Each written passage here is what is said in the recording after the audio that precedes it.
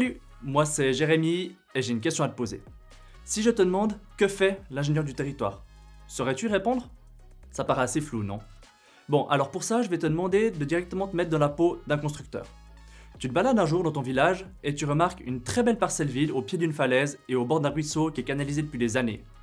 Immédiatement, dans ta tête, tu t'imagines un magnifique quartier d'immeubles. Mais as-tu vraiment le droit de construire sur cette parcelle? À qui appartient cette parcelle? Et surtout, est-ce qu'elle n'est pas dédiée à l'agriculture? L'ingénieur du territoire saura répondre à ces questions. Imagine maintenant que tu as eu l'autorisation du propriétaire de construire sur sa parcelle.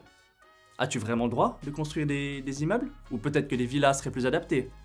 De toute manière, il te faudra un plan, diverses autorisations et surtout une mise en enquête publique. L'ingénieur du territoire saura te guider dans ces étapes. Ensuite, au niveau de la gestion des eaux, est-ce que les eaux de pluie, tu auras le droit de les laisser directement s'écouler dans le ruisseau? Ou peut-être que le risque de crue est trop élevé, comme cet été en Valais? Et est-ce qu'il ne faudrait pas directement repenser à renaturer ce ruisseau en lui rendant une forme plus naturelle? L'ingénieur du territoire saura répondre à ces questions. Et puis cette falaise, elle te paraît quand même très instable. Tu fais appel au génie territorial pour qu'il vienne faire des mesures sur place, soit avec des moyens aériens, comme des drones, ou même encore d'autres moyens terrestres, tels que des laser scanners, ou encore plein d'autres moyens.